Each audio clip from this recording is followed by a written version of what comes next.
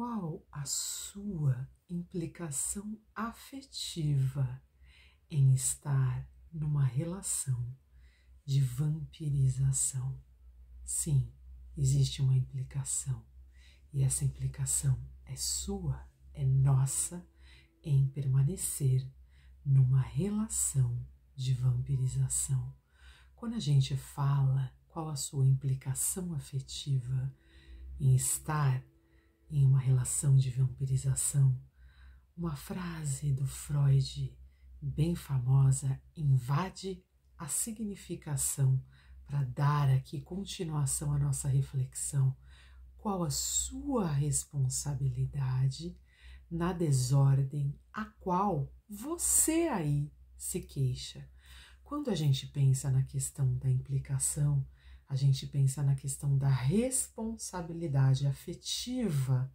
E a responsabilidade afetiva faz com que a gente pense na questão da vulnerabilidade do outro ou de si, nesse caso, num processo de implicação. Quando a gente se implica em algo, num processo de responsabilização sobre as nossas senso-percepções dos nossos afetos e aquilo que constitui os nossos afetos básicos, o que dá uma neuroestruturação aqui para a nossa personalidade, o que realmente faz eco com os nossos traços, o que realmente faz, às vezes, até uma pequena abertura, uma janela killer de entrada até nos processos psicopatológicos que facilitam a entrada do vampiro emocional por essa janela aberta, que às vezes a gente nem percebe porque a porta da consciência está fechada para observação dessa janela inconsciente que está estruturada às vezes até no processo psicopatológico, facilitador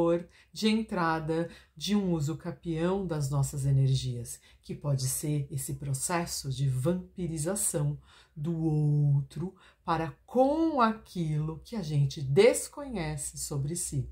Porque num processo de autoconhecimento, num processo de autodesenvolvimento pessoal, onde você está aqui sendo assistido, você praticamente blinda entradas pelas suas janelas inconscientes, pelas suas janelas killers, de um sujeito ou de uma energia ou de um grupo fazer uso capião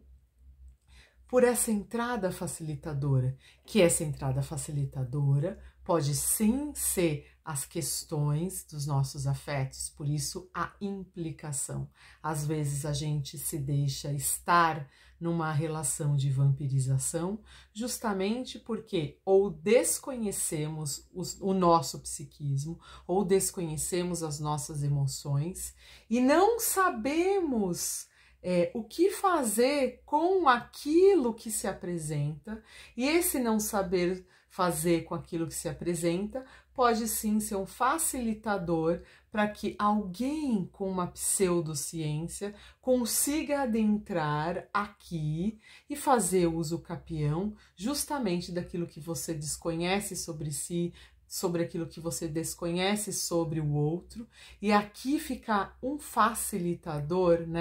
de usufruir da sua energia psíquica, da sua economia psíquica, às vezes. Quando a gente está num processo de autoconhecimento, de realmente num processo de desenvolvimento pessoal, onde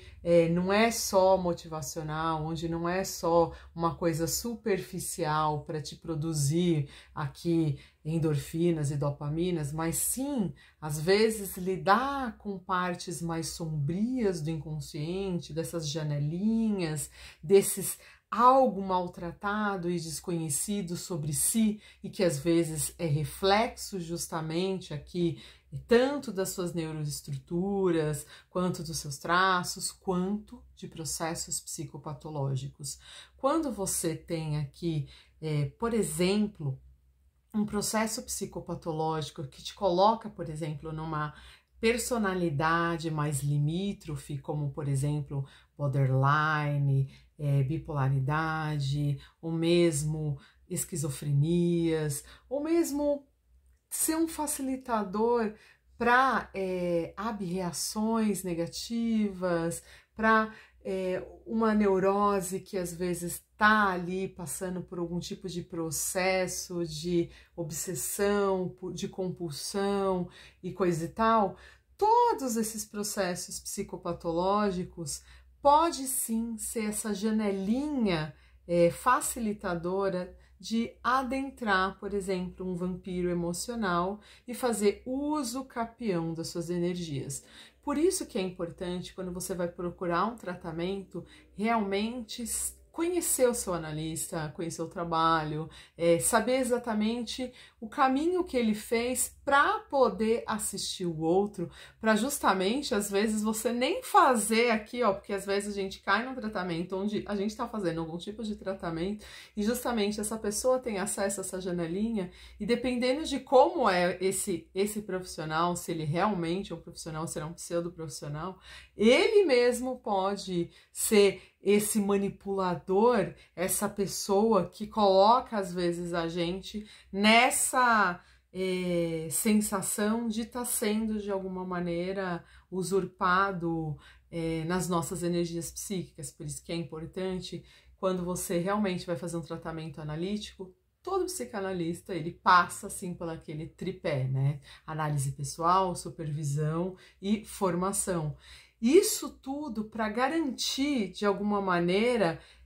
numa tentativa, né, de garantir que você vai assistir o outro e fazer, sim, o uso adequado e não inadequado daquilo que você sabe sobre o outro e fazer com que esse sujeito adentre cada vez mais a uma liberdade, né, de ir conhecendo sobre si e sair, às vezes, de processos de codependências terapêuticos. Quando a gente coloca o paciente realmente em análise, a gente quer o mais rápido possível que aquele paciente acesse o seu lado mais sadio e consiga, de alguma maneira, perceber toda essa movimentação psíquica que vai lhe implicar numa responsabilidade sobre as questões que ele está trazendo ali de queixa e que vai fazer com que ele se implique afetivamente naquilo que ele permite que o outro faça com a vida dele. Então, quando a gente pensa na questão da análise em si, da psicanálise, a psicanálise, o analista, ele capta ressonâncias, né? Então, se a gente capta ressonâncias e a gente sabe fazer a leitura dessas imagens que aparecem nessa ressonância analítica que a gente vai fazendo sobre o inconsciente do outro, a gente vai preparando esse sujeito para que ele perceba as suas janelas, ele perceba as suas entradinhas, que às vezes são falhas, né? Justamente por questões psicopatológicas ou de neuroestruturação ou de todo o processo de história do paciente que ele passou de trauma, que ele passou de vivência, de como que aquilo ressoa na sua atualidade, como esses recalques voltam para a vida da pessoa e faz ressonância com o sintoma atual. Então são várias histórias aqui para serem colhidas e serem analisadas, e no processo de ressonância, que a gente chama ali de transferência, a gente vai estar tratando cada detalhe para ir avisando, olha, você tem uma janelinha aqui, então você fecha, porque por aqui pode entrar um vampiro emocional, por aqui pode entrar outro vampiro emocional, aqui, ó, você não percebeu que você tá deixando que o outro, de alguma maneira, faça uso capião das suas energias, e quando você chega aqui, você tá em frangalhos, porque às vezes você tá numa posição muito mais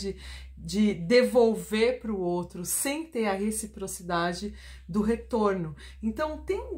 relacionamentos X que conduzem, sim, a gente a fazer uma escuta de qual que é aquela estruturação, e não é num processo de rotulação, isso é um processo automático que todo analista faz. E que o paciente, quando ele tem a entrada nessa ciência, ele tem entrada nesse processo de tratamento terapêutico, ele vai curando, não precisa nem nomear isso, ele vai curando automaticamente e ele mesmo vai se percebendo que dependendo dos atos que ele comete, atos falhos, como que ele devolve algumas manifestações, em que local ele está do psiquismo dele, porque está no xiste, está produzindo tanto xiste aqui, tanta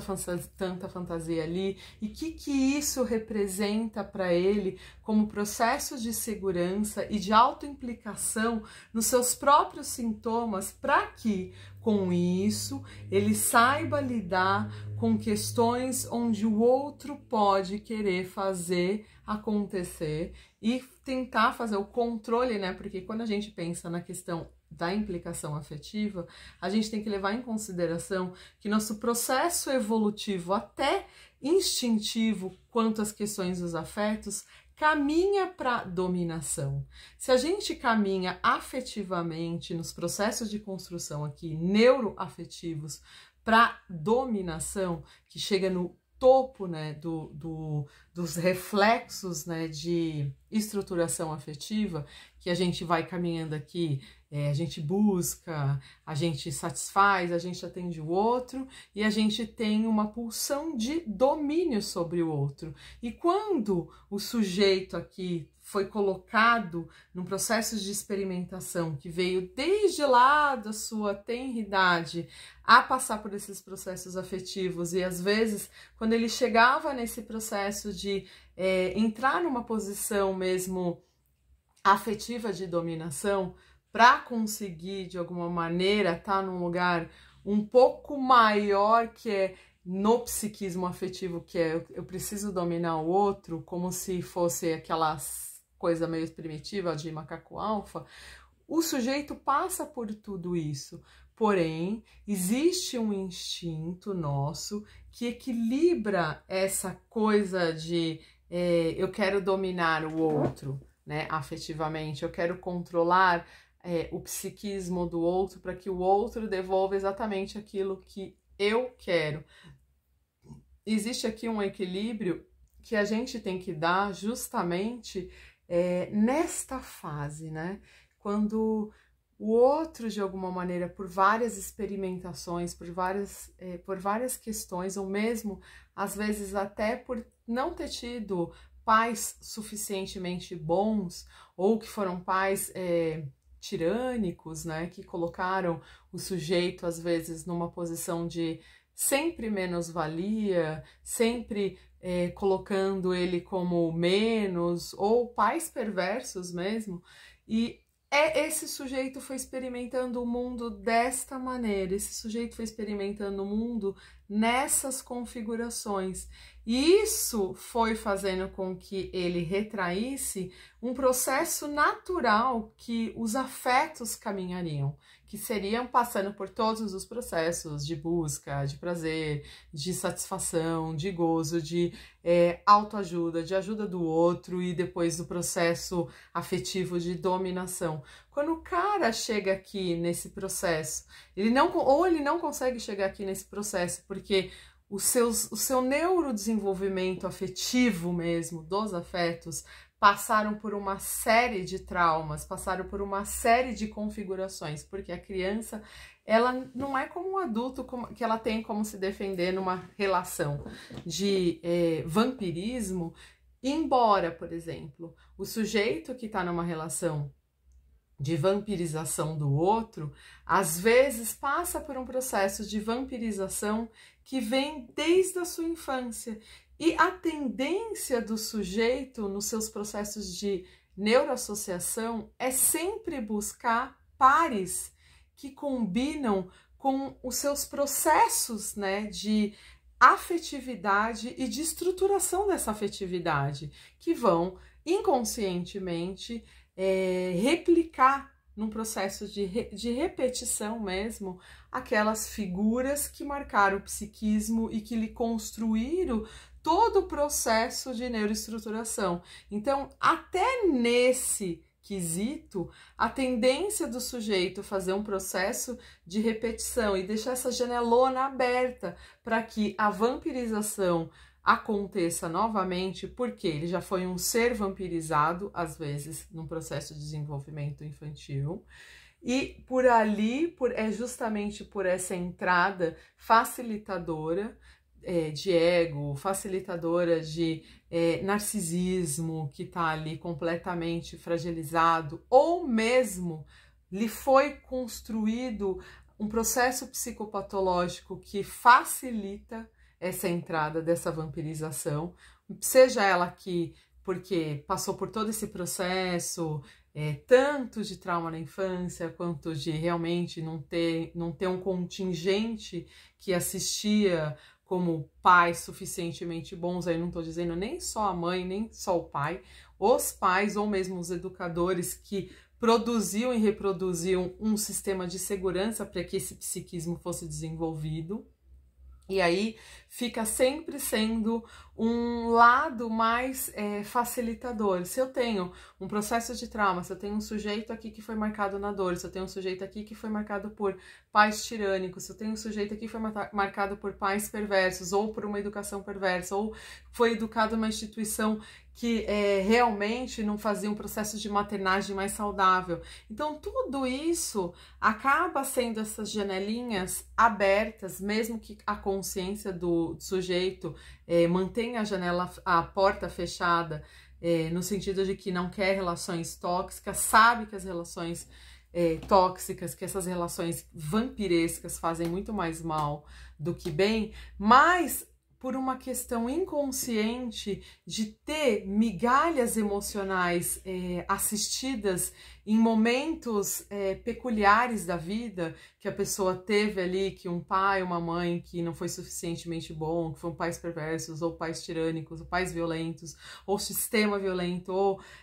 influências violentas, e de alguma maneira ele tinha algum resquíciozinho de afetividade. De repente um pai ia lá, dava um presente de aniversário, fazia ali um agrado, mas era assim, esporadicamente, às vezes batia nas costas, falava assim, você foi muito bom nisso, não importa. Assim, essas pequenas lembranças versus a todo o maltrato traz para esse psiquismo uma marca, e essa marca, igual aquela marca imago que eu expliquei no outro vídeo para vocês, que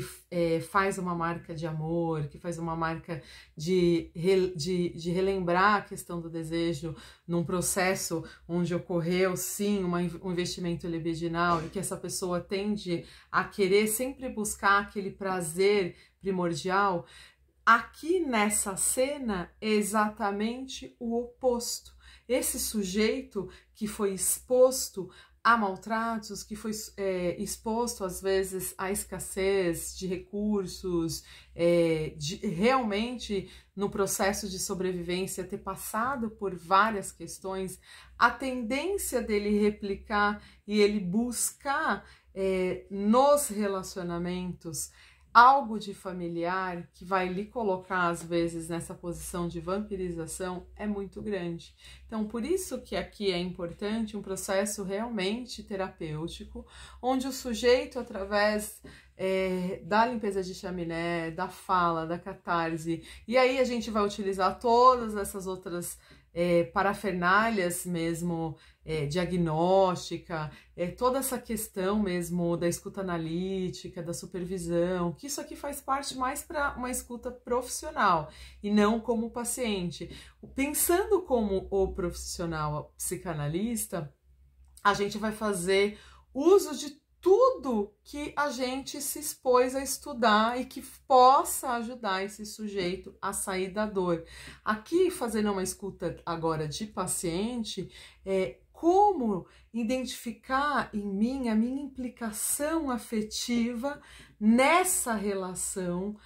de vampirização. Tá justamente nisso, né? Quando a gente começa a ter consciência da nossa própria consciência dentro desses processos mais psicopatológicos, que a gente consegue se perceber, às vezes, numa estruturação conduzida por um masoquismo, por uma estruturação sádico-anal, por uma estruturação que acaba colocando a gente,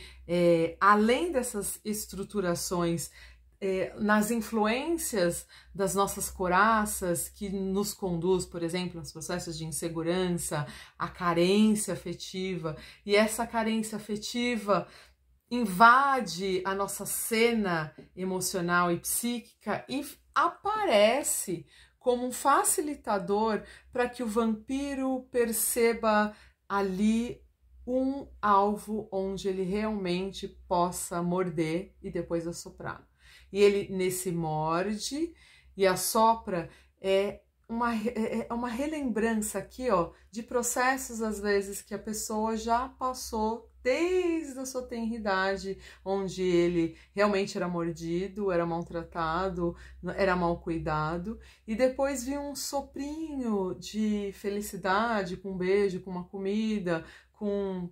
um brinquedo, com um trato ali dado superficialmente, e esse sujeito foi crescendo assim, e percebendo assim, eu não quero nunca ser igual a esses meus pais, eu nunca quero ser igual a essas pessoas que me maltratam, eu quero ser algo diferente. E aí a pessoa vai crescendo com isso, não, eu quero ser algo diferente, eu quero ser completo, se eu for pai, se eu for mãe, eu vou ser completamente diferente do que isso aqui que eu recebi. E isso vai estruturando esse sujeito, só que num dado momento, quando ele vai para um processo às vezes de relacionamento, de enamoramento, ele sempre acaba se enamorando por algo muito parecido com a cena primordial. Não importa se essa cena foi, aqui no caso, que nem o vídeo passado, num processo mais de amorosidade, mais de realmente de uma mãe suficientemente boa, de um pai suficientemente bom, que fez função de pai, fez função de nome de pai. Aqui o oposto também se aplica. Quando o cara não teve uma mãe suficientemente boa, não teve um pai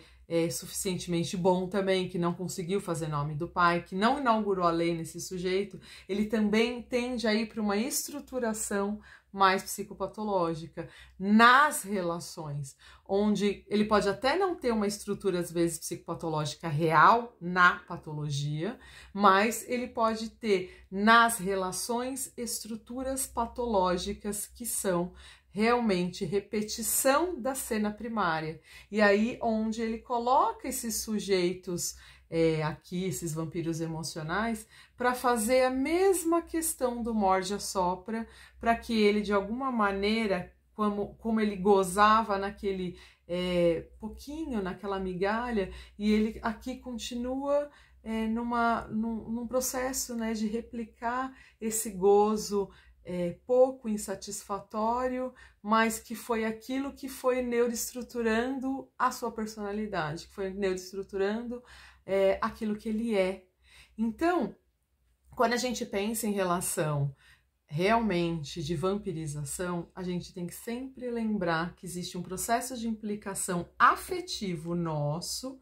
ou do sujeito aí de vocês, em relação àquela pessoa que tá ali fazendo uso capião das suas energias. Até onde o seu psiquismo, seus afetos, aquilo que você é ou aquilo que você não sabe sobre si, permite que aquilo que o outro às vezes também não sabe sobre ele, mas que ele às vezes é reflexo puro, às vezes de uma coisa quase que Shrek, sabe? Assim, uma coisa quase que bronca, assim, de eu não sei sobre mim, eu não sei sobre as emoções, que às vezes não é uma relação que a gente vê de violência, que a gente vê, assim, de realmente de ser abusiva no sentido de maus tratos. Às vezes a pessoa está relacionada com alguém que não tem nada a ver com as suas estruturações, com seus traços, com a sua personalidade, e que isso, no fundo, acaba sendo agressivo, porque às vezes a pessoa vai se relacionar com alguém que às vezes está até inferior à sua condição psíquica, e esse inferior, às vezes, inferior no sentido de que às vezes você está numa posição, num patamar X de desenvolvimento, que você prefere uma pessoa que está bem abaixo do seu desenvolvimento psíquico, para que você tenha uma sensação de domínio sobre aquela pessoa. Por quê? Tu passou aqui por um processo de neuroestruturação onde você tinha processos de menos-valia, às vezes sua autoestima tá lá embaixo, sua autoimagem, existia até um processo, às vezes, cronificado de depressão, como a distimia, onde você precisava, de alguma maneira, tá enfrentando questões, às vezes, de depressão crônica, que era produzida, às vezes, até por um meio. E esse meio, ele acaba reproduzindo um processo de repetição. E às vezes esse processo de repetição, ele é um facilitador para que as relações realmente sejam relações vampirescas, onde as outras pessoas que estão se relacionando contigo, no seu entorno, e vocês às vezes se relacionam justamente porque vocês percebem as falhas que cada um tem, em cima das falhas de cada um, às vezes um faz bullying com o outro, aí devolve o bullying, e a reciprocidade tá muito mais na negatividade de retornar para o outro, às vezes fazendo uma coisa pior do que o outro fez, e aí vocês vão vivendo essa relação de vampirização mútua, que não é nem só um faz uso capião das energias do outro, às vezes um grupo, uma empresa, sei lá, um conjunto de amigos, você vê assim que eles não se relacionam pelo lado positivo, mas eles se relacionam pelo lado vampiresco, se relacionam às vezes pelo lado do bullying, que um faz contra o outro, não, mas a gente nem liga, e a resposta sempre do grupo é sempre essa, não, a gente tá acostumado, ele me fala isso, eu falo aquilo, um xinga o outro, um põe defeito no outro, um fala da barriga do outro, um fala mal do outro pelas costas ou na frente, e eles vivem uma relação que quando você vai fazer uma avaliação psicológica e realmente ali afetiva, emocional, às vezes do grupo ou às vezes do casal, você vê que eles se relacionam pelo lado patológico e não pelo lado afetivo de troca na amorosidade, realmente na afetividade, no sentimento positivo. Não, eles se relacionam pelo lado patós, se relacionam pelo que o outro sente de dor e o que o outro pode produzir de dor no outro, e eles vão tendo uma troca fusional de um com a dor do outro, bem essa cena, né, vampiresca ali da entrevista com o vampiro, onde ele chupa o sangue até quase morrer, só que ainda ele deixa uma centelha de vida, porque essa centelha de vida é que depois ele vai lá dar um pouco do sangue pro outro se reaviver chupando o sangue do outro, e eles vão ficar vivendo sempre essa relação onde um vai sugar as energias do outro, ou dos outros, para poder se manter vivo. São aquelas pessoas que elas gozam no sofrimento alheio, elas gozam quando elas percebem que de alguma maneira elas desestruturaram o psiquismo do outro. E onde que você se implica nisso? Você se implica nisso quando você teve todo esse processo aqui de desenvolvimento, onde você, por exemplo, desconhece sobre si e vai empurrando com a barriga, ao invés de se implicar nesse saber sobre si, e esse saber sobre si inaugurar, sim, a primeira chave que você tem para abrir a porta do seu inconsciente e saber lidar com aquilo que você é e cobrar do outro ou desses outros, quando o processo é muito mais grupal, um respeito tanto para com você nesse processo, quanto o que você oferta para esses outros, porque a vampirização, quando ela é realmente em grupo, ela é justamente isso, né? Eu faço uso capião das energias do outro, o outro faz uso capião da minha, e assim a gente vai vivendo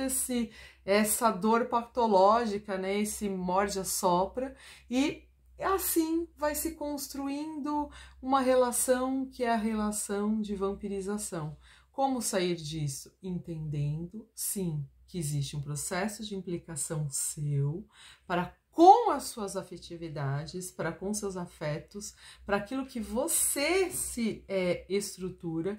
dentro de um processo de terapia, dentro de um processo de autoanálise, quando você está fazendo estudos, quando você está fazendo um processo de formação, onde você vai fazer supervisão de todas essas questões, tanto as que são sua, quanto as que são do outro, e quanto a gente consegue lidar com esse processo tanto de transferência, como aquele processo de contra-transferência, tanto negativo quanto positivo. E o que implica essa transferência negativa na sua afetividade para que você permaneça, por exemplo, conscientemente dentro de uma relação de vampirização. É o quanto de você tá ali, entendeu? Não é o quanto o outro às vezes faz uso capião de ti, é o quanto você se permite, dentro das suas próprias estruturações, às vezes dentro das suas próprias psicopatologias,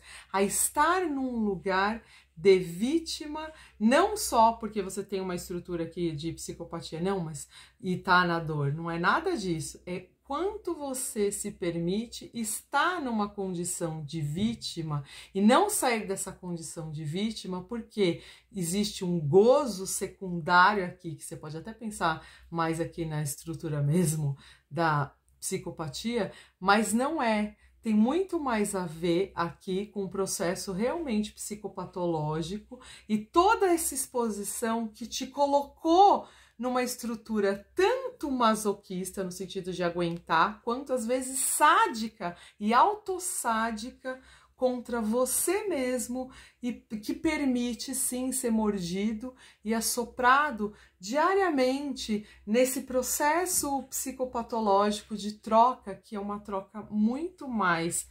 sádico-masoquista, muito mais realmente psicopatológica e estrutural. E se vocês gostarem do conteúdo, gente, não, se ficou aqui até agora, não esqueça de deixar seu like aí, que eu nunca peço, compartilhar com seus amigos e se inscrever no canal, caso você ainda não seja nosso inscrito. E obrigada!